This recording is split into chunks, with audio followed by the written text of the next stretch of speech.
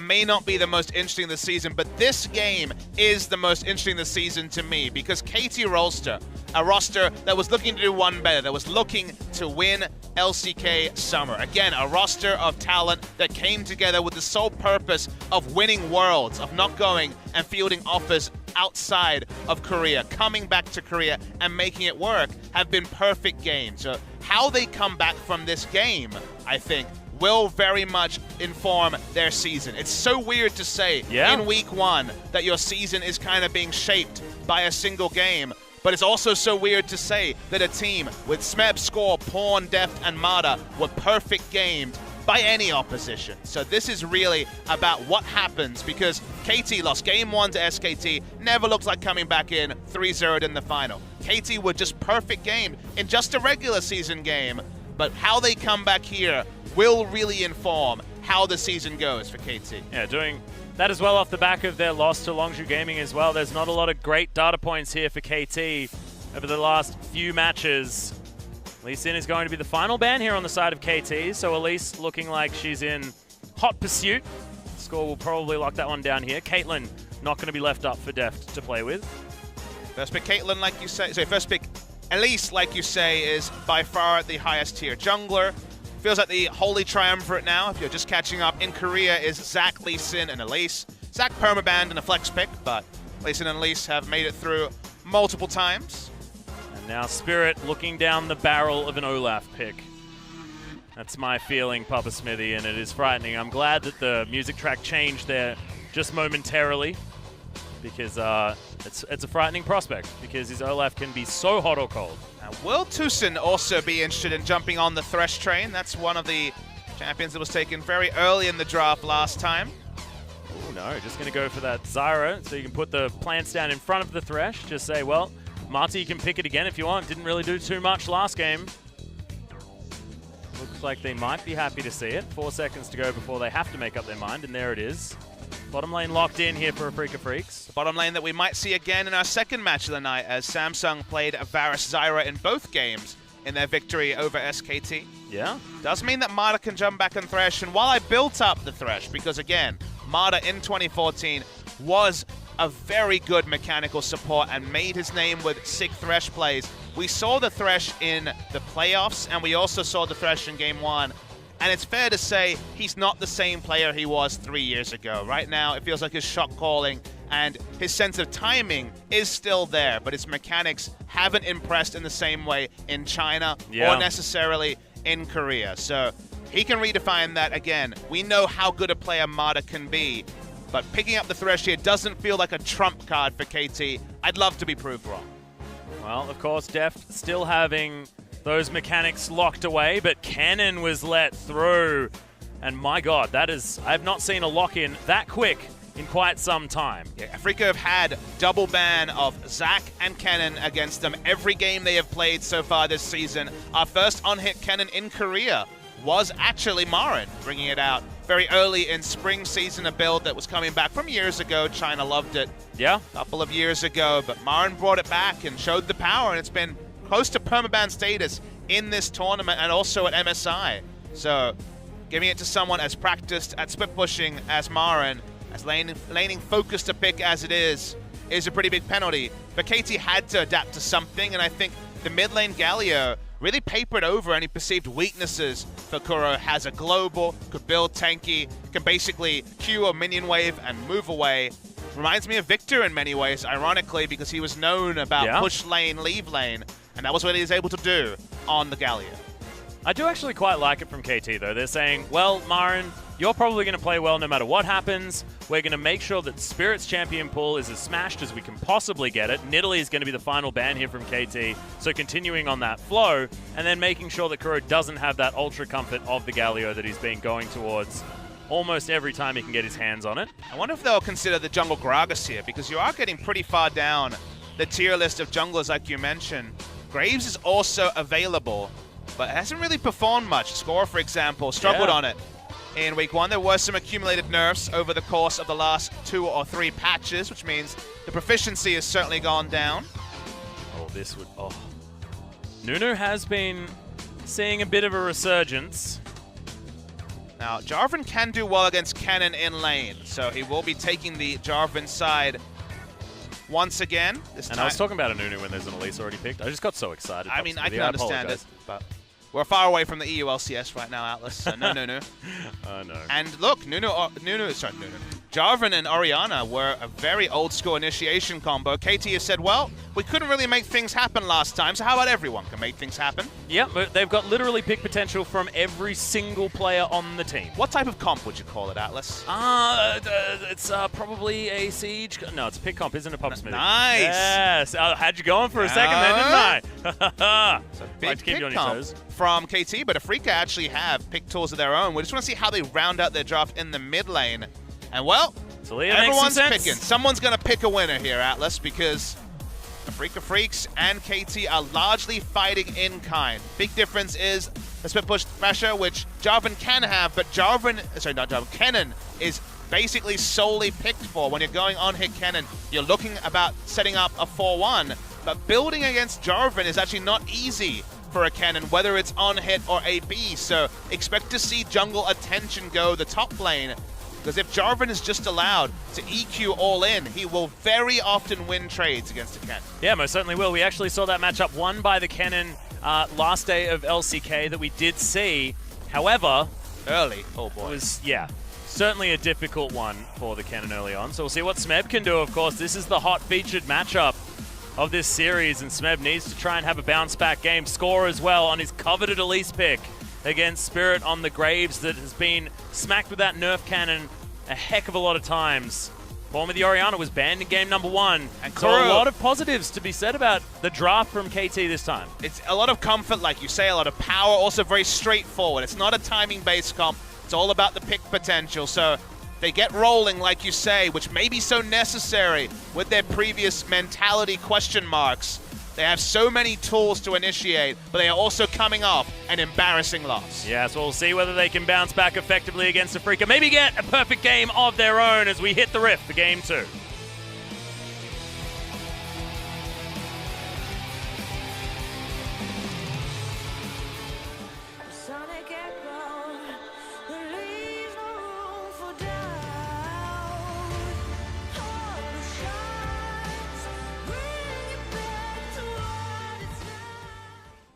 Call the shots, bring it back to what it's not. Could be a suggestion to Mata, honestly, and KT Rolster, given how many shot calls there are. So perhaps prophetic words or ominous words from the OGN intro. There. Yeah, exactly.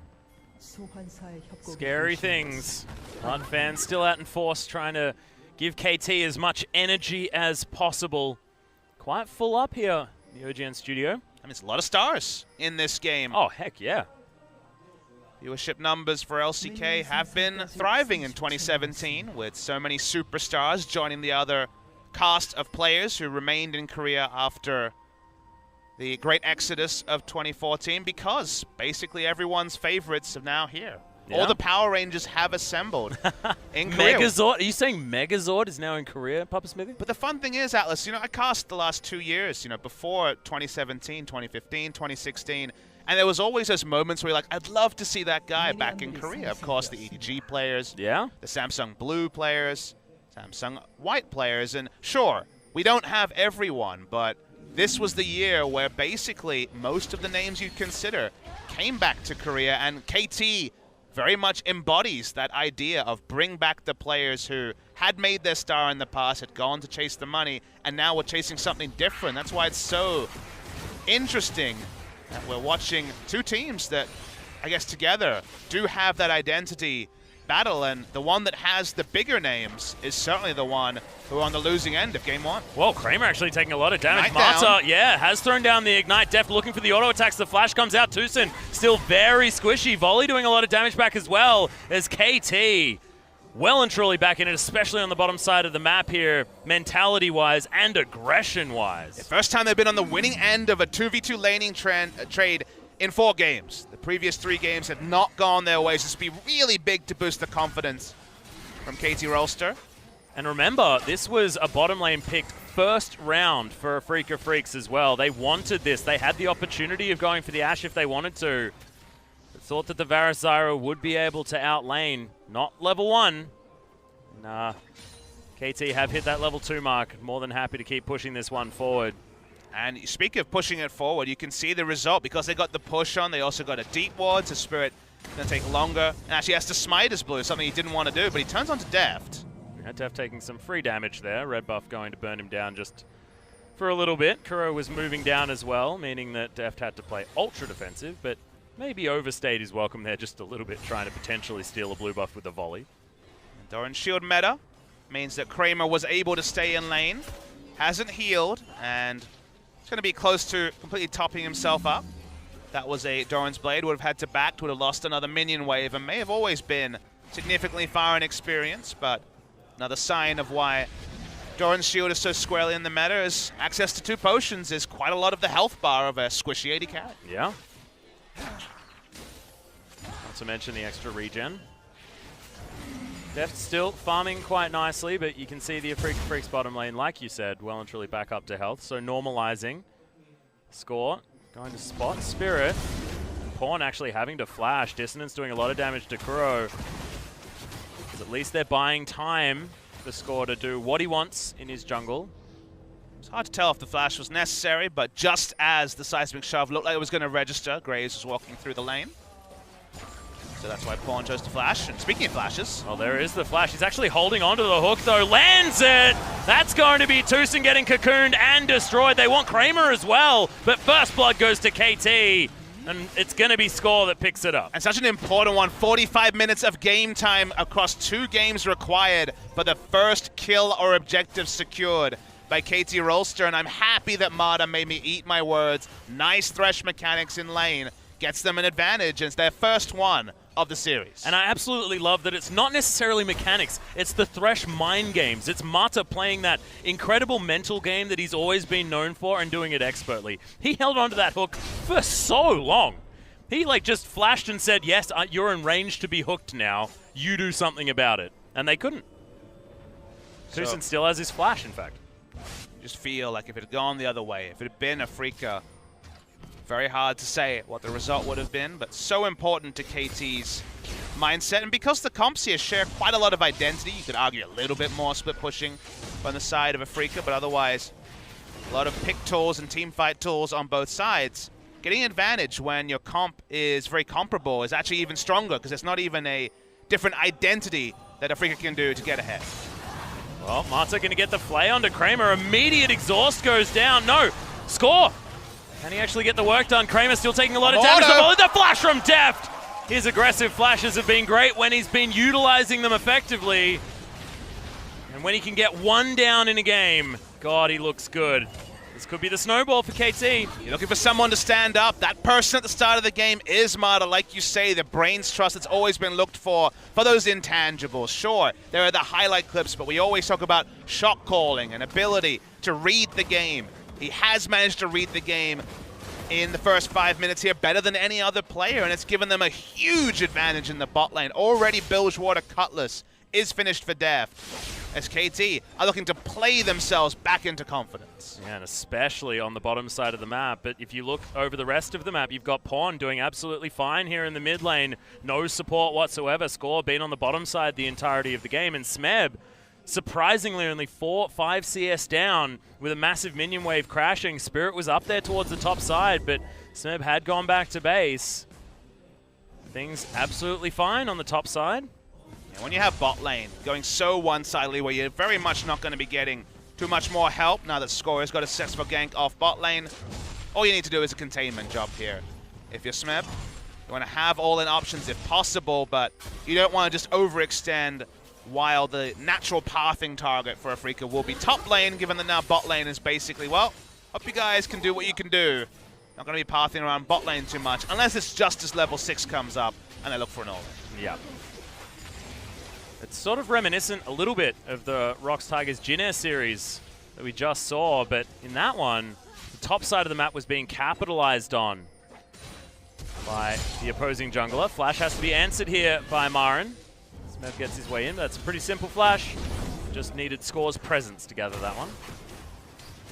Next time will not be available to answer Cataclysm, so Expect the pathing around top side to continue. That's why you see Score with the assist pings. He wants more. Marin does have the Slicing Maelstrom. Had to check myself for a second just because there are multiple Maelstroms in this game.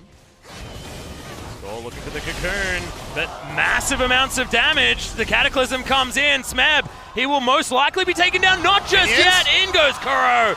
And there it is. Threads the volley through and grabs the first kill for Afreeca. Pretty telegraphed, but because the minion wave will be pushed in, it still is worth it from the side of KT Rolster. You're denying quite a lot of minions for Marin. And Marin isn't following the playbook, Atlas. Look at his first buy. Ooh, this is a cute one. Is that going to be Proto Belt Cannon?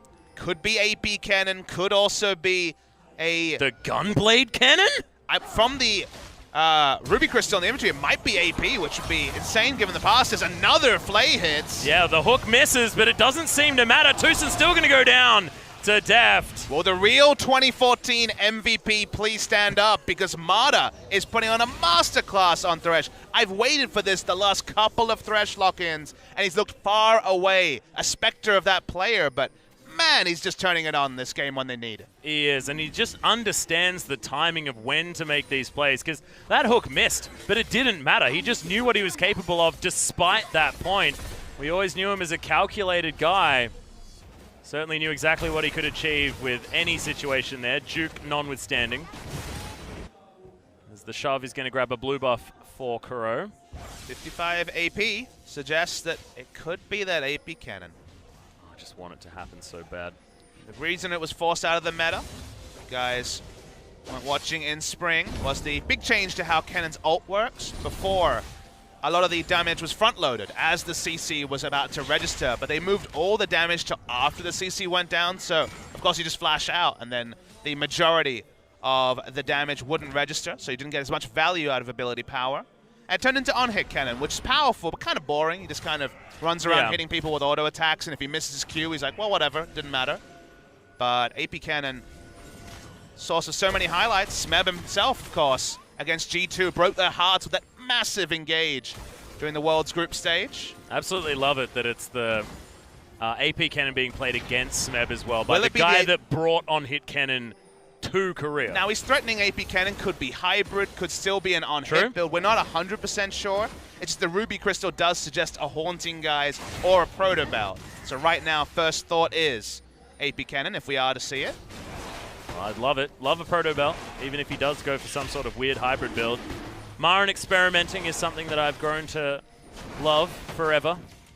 You got even more of it. You got that year in China. How would you summarize Marin's 2016 in China? Well, it made me happy. Probably didn't make Marin very happy. If you remember his experiences on LGD. Watching them try Varus mid Rumble compositions over and over again and have them never work. How many times did they try before they worked out it wasn't going to work? I don't think they ever actually worked out it wasn't going to work, because it seemed they wanted to try it forever. As Smeb looking for Marin. There's the Cataclysm. Yeah, no flash at all. He's trapped inside, but look at this. Marin actually a fair bit of damage. Smeb can't flash, doesn't have it available. That was so close. One more auto attack would have done it. Marin still makes it safely underneath his turret. Spirit's going to find Smeb. Oh no, caught window shopping slightly. Smeb gets over with the flag and drag, but turns it around. He's looking for the kill. Oh! Baited and outsmarted, I'd call it. Nice That's stuff. The collateral damage. Nice coverage from Spirit then. Good communication between Marin and Spirit on the recall location as well. Unnecessary from Smeb. This is something that he's done in basically all his games. He's made pretty glaring errors that do not fit his reputation. So Smeb really needs to tighten up his game, because he's the only 2 deaths on the side of his team. Well, it is the Proto Belt done, Papa Smithy.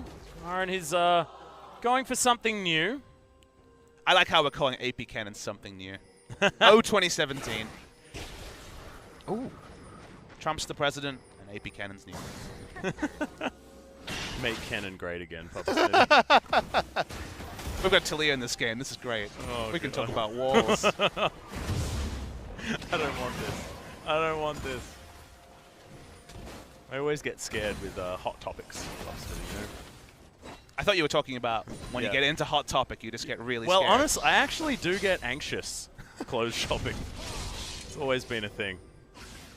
Are you like bring a friend for comfort shopper, or just go with girl? Like, what's your shopping strategy for clothes?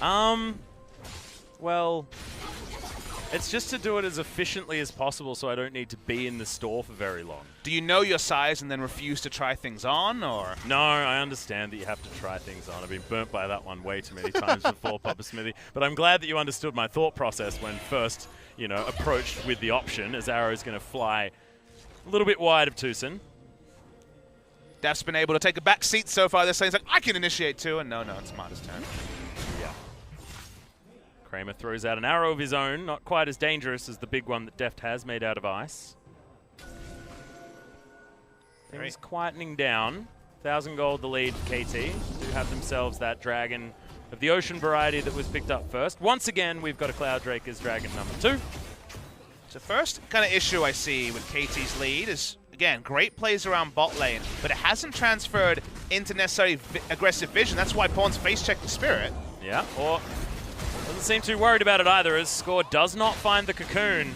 No layering of that CC, and it's just a lot of damage down onto the Graves, but does mean that it's one less button that Pawn can utilize against Crow here in the mid lane. It feels like Score and Marta could be invading the blue side jungle and putting down aggressive vision, given that they have gotten so much purchase out of their bot lane ganks. We saw that a lot from Afreeca the previous game. There's the hook. Beautiful hook. The box is going to be there too to slow down Kramer. Okay, Stranglethorns just for the disengage. Kramer will have to go back home. Yeah, Score well and truly over here. We do have a Weaver's Wall coming in. Score 1 versus 3 now, but Marta just flashes over. Kuro's going to get hooked up and possibly destroyed. Smeb? Oh, not going to get the knockups to Smeb. Everyone's inside the Cataclysm. It's 3 kills. 2 of them go to Pawn, and KT are looking for more as Marin trying to run away. He wants to get on top of the damage. Pawn. A lot of damage, but he does fall down. Smeb has himself the shield and Spirit. He's desperate for a kill, but he's baited in. That's the ace for KT. It all fell apart for Afreeca Freecs that thought to re-engage there. Even Marin got too angsty, looking for the ultimate, was doing a lot of damage at the end, but no one there to back him up, and relentless aggression from KT around the bot lane paid off. And so much desperation from Afreeca Freecs, but let's see what happened right here. Ash Arrow was down, but Marta predicted the juke coming through from Kramer. They took him down, didn't quite kill him, and the action could have ended here, but Score had already positioned himself bot lane, and this meant that everyone was going to get involved. So Score comes in, heal means he doesn't get the initial kill, so there's no get one pick, get out. And from here, Pawn's shockwave is down. So much is down, but flashes are down. That means that Cataclysm is basically the permanent terrain it was always billed to be. Note that the damage from Marin, again, it was in a failing effort, but right at the end, after the CC, you see where the old AP cannon damage was coming from. Will that be significant this game? After losing so many members there, perhaps not. The KT have themselves their first sizable lead of the season. Well, Spirit actually going aggressive on Marta. Does get the point-blank hook. Grabs himself the shield. There's the shockwave. Pawn just says, yep, I'll clockwork wind up you to death, and that's just baited out from Marta. And we mentioned, Marta, when he has control of a game, is a completely different beast, and he's demonstrating it right here in the enemy jungle. But the best thing about it, Atlas, is that he did it himself. It's no way other lanes winning, and then Marta's like, I hit some hooks, now I'm a good player. From level 1, he dictated the bot lane, he hit all the clutch hooks, he has been completely on top of the laning here. Any skirmish has gone the way of Marta. And I mean, the MVP, if KT win, is already his. Yeah. Absolutely agree, but I feel like the whole team is going to be the MVP in my mind, because bouncing back from a perfect game for any team is hard, but for KT it's even harder, as Marin looking for Pawn, and he will get taken down.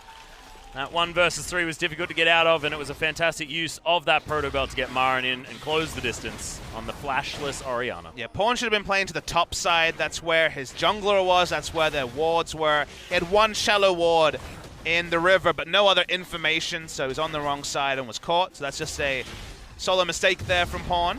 Nice collapse from Afreeca, though. Score going to find himself the Rift Herald, though, amongst the chaos. To be fair, these two teams have had 2 Rift Heralds and got 0 turrets from them, so that's surely true. It's time to get better. I think Afreeca probably utilized one a little bit better in their Ever 8 series, but I don't actually know. We'll have to figure that one out. You can use it right now and you will get mid lane turret. Instead, he wants more. Ooh, greedy. That's where people don't really know. That's kind of the fun things. I was watching EU LCS and they're talking about, well, put down the Rift Herald mid lane, you'll get the mid lane turret. That's the most important turret. It's an easy way to get it. And I completely agree. That is definitely the percentages. He could have just got a free mid lane turret there. But we also don't know, because we don't have enough data points, what is the maximum you can get from a Rift Herald? What mind games can you make using the Rift Herald in different lanes? So right now, it looks like a mistake from Score, but I'm waiting to get more information to know what the high expectations are, potential for a Rift Herald.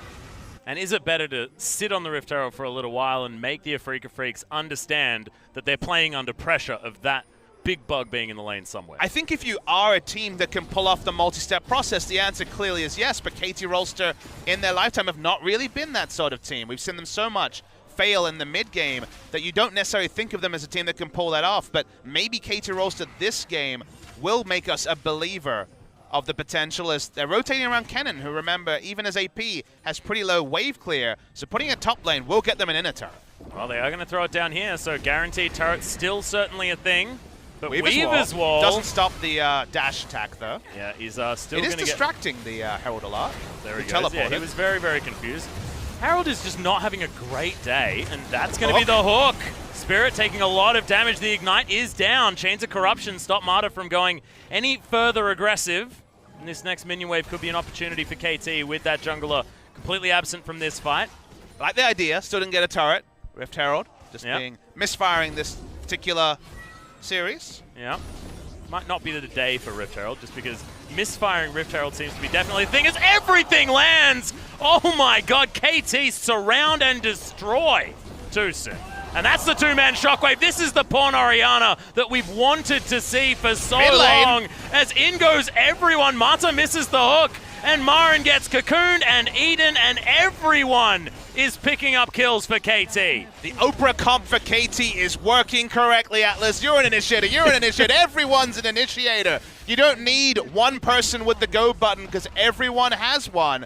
And that has actually led to an overall confidence, because everyone's making it work. It's the Winfrey composition. Is that what we're calling it? That's what we're calling it. That is absolutely fantastic, Papa Smithy, because pick comp seemed a little bit boring to me. But the fun thing is that if you think about KT in spring, a pit comp is pretty new. They weren't playing tanks. They weren't really playing much initiation in any role. This is actually very different from the KT that we saw establish themselves, but they're making it work just as the strong group of 5 players they are.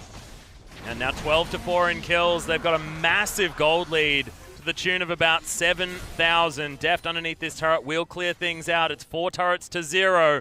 Feels similar to the Afreeca Freecs' victory in Game 1, but not quite as perfect on the side of KT. It never is. They do like to take a few risks, Papa Smithy. It won't be a statistically perfect game, but could you think of a more perfect game to get KT out of their funk, out of their previous 3 games? Because everyone in this game has had a moment where you could shout the name and be excited about what they've chosen to do. And we haven't had a KT game like that since, what, the regular season? Maybe, I guess, the Samsung semifinal, you could say. Yeah, I think that was probably it, yeah. But that's what, 7 games of League of Legends ago. So for them to actually show something reminiscent of that, for them to get away from the funk that was being perfect game in Game 1, is perfect for a KT fan. Yep, we have to go back to the fact that KT have been known to...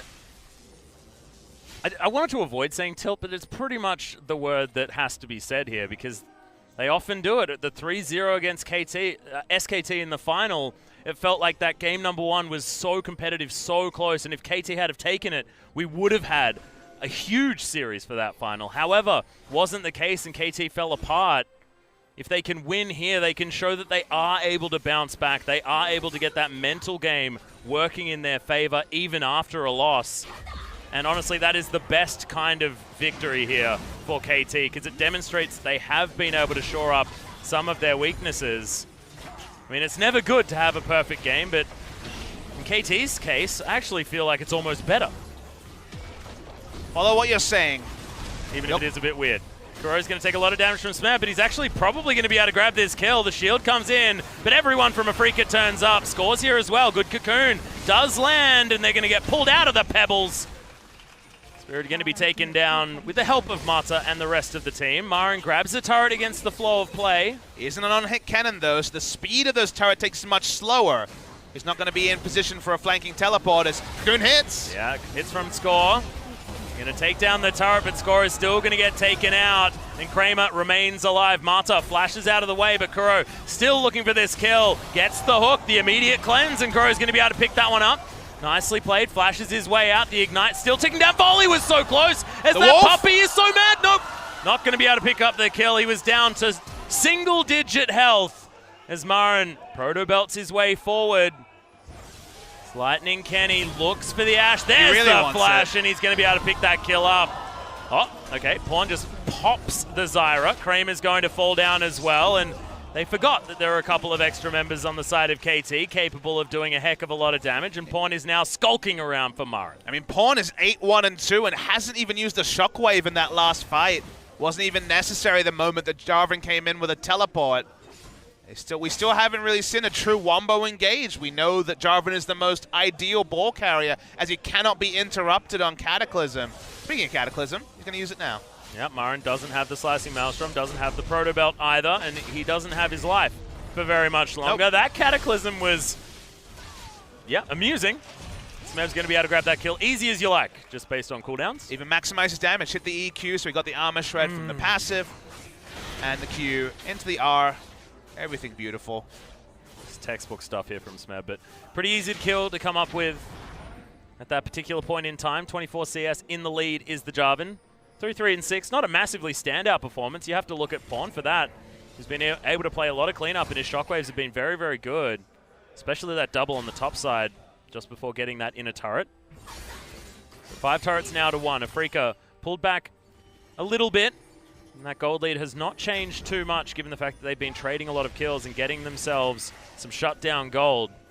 And we talked in the draft about how the one thing Afreeca had was a split push of cannon. So please recall that on-hit cannon is a very strong split pusher, but AP cannon is actually a team fighter. He actually can't stand up to Jarvan in the split push. It's all about initiation from Marin. So that win condition is gone because of the AP cannon. Well, hook onto Spirit. Boom! He's going to get popped. See you later. And now there's no smite to get into this pit. They are going to be able to pick that one up. Stranglethorns was aggressively placed to try and steal a Baron, but Score has got his eye on the smite this time.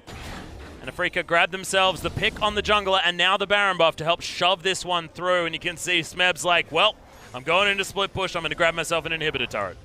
Yeah, he's got his 2 damage items. That's why the Boom Shakalaka was real on the Flag and Drag and Shockwave duo there. Might have missed a hook. He's missed a few this game. Doesn't He's hit seem a to lot matter. too. Damn right he has. Score hitting the cocoons, but that's nothing new. Score's Elise has always been fantastic. Important pick to deny that they just didn't.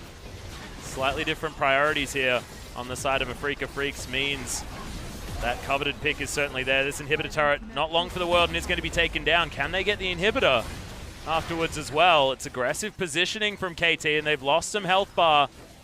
It wouldn't be KT if they're not taking a risk, Papa Smithy. They are going to take that inhibitor just fine. They were occupying the cannon in the top lane. His flash is down as well, so it was a calculated risk this time from KT Rolster. Just continue to play the full court press. I'm just falling over with basketball analogies today. No, it's just amazing. Because I've just got like the Space Jam theme song in the back of my head. Come on and slam. Oh, welcome to the jam, Papa Smithy. I'm ready to be reacquainted with the jam. Smeb is looking for an initiation. Arrow's going to land perfectly by Def. Pawn holds onto the shockwave until he absolutely needs it and then picks up the kill. Cataclysm onto 2. Kuro and Kramer taking so much damage. Massive dissonance to clean up, but it is going to be Smeb dying. They trade 2 for 1. Mid and top lane is dead on the side of Afreeca Freecs. And KT actually fancy themselves a potential end to this game. It's going to be top lane inhibitor turret first. A little bit more textbook than that. Got ahead of myself. I mean, the death time is relatively long, so I think they could have gone for a bit of a gamble, but like you say, KT think better. We'll go textbook like you say. 2 inhibitors down.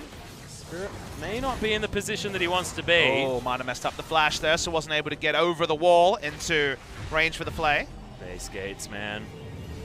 I'm going to blame the coding or something. Something spaghettis. I don't know.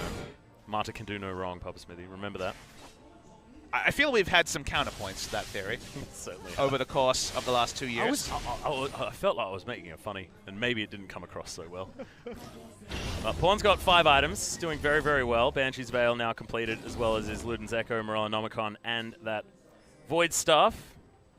Often picked up. Sorcerer's Shoes, aggressive choice. Now just wants a Death Cap to round it all out. Very even on farm against Crow, but having 10 kills and only 1 death means that you're feeling pretty great as the Orianna. I mean, Pawn has had a great game. Yeah. His shockwaves have been on point. He's only been caught once playing silly around the wrong side of the mid lane, which sounds like it doesn't need to be made a point, but given how much we've seen from him make critical mistakes, I think we have to say it. It is a compliment, even if in a backhanded one, and the shockwaves are registered in a way that you can feel great about this performance. KT just want to ink it. They just want to get it done pre-35 minutes. Arrow going to land straight on the AD carry. The Cocoon's there as well from Score, who drops down onto Tucson. They want to get the easy pick off, and they do pick it up. Smeb, Cataclysm, but Kramer, immediate flash to get his way out. Deft can't get towards there. Exactly right. Pawn as well, tanking up the turret, and Smeb, the heal, the shield. He is going to live. Kuro and Kramer now still just trying to clean up these super creeps that are heading in towards the base. Shockwave. Teleport available from Smeb, as well as Score is just trying to keep them all here. Marin turns up, Slicing Maelstrom is there, box just to try and deter them.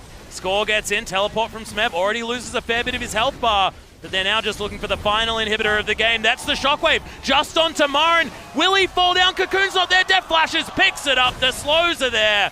They are going to be able to get that one done. Spirit taking a lot of damage, Deft playing frontline Ashe, as he's wont to do, and Smeb says, I'm the real frontliner here. Drags his way forward, Kramer's going to fall. Repel gets Score out of trouble, and the Dissonance tearing them up. They're now relegated to the Fountain. KT with an incredible performance. They still need to take down some Nexus turrets, but it looks like they'll be able to. All of the inhibitors are dead, and the Afreeca Freecs, with only 3 members here, are just going to watch their Nexus fall down. That's going to be that, and that's going to be game number 3 between KT and Afreeca coming up. And look, if these last 2 are anything to go by, I have no idea what could happen. But exactly like we spoke about Atlas, we said this is the most important game of the season in week 1 for KT Rolster. How would they come back from being perfect gamed? And honestly, they basically treated us to an exhibition of what can happen when this team is ahead. Going for the win-free comp, like we called it. Everyone's an initiator. Worked super well. The pick comp, which was very linear, very straightforward. One of their stars, makes a star-making moment, gets the snowball going, and then they have pick tool upon pick tool to force objectives and end the game. Your vision game, important, but not that important. You can go straight down a lane, someone hits a line skill shot, and from there, it'll work out. So while it's not time to celebrate just yet, it is time for KT fans to celebrate that their team would not just whimper their way 0-4 and 0-2 in matches at the end of the first week. And now it's actually the side of Afreeca Freecs to look a little bit despondent and wonder what sort of KT will we see in Game 3. Yep, they need to make the adjustments themselves now. The draft looked a whole lot better. The win-free comp seems like a free win comp, Papa Smithy, at this stage of the game, but it may not necessarily be able to come out. We are going to side switch, and it has to be a different side of the map picking up the victory, because Afreeca were blue side game number 1. It was blue side for KT game number 2, and it's going to be Afreeca on blue next time around. So after this break, we're going to see whether Afreeca can do it again.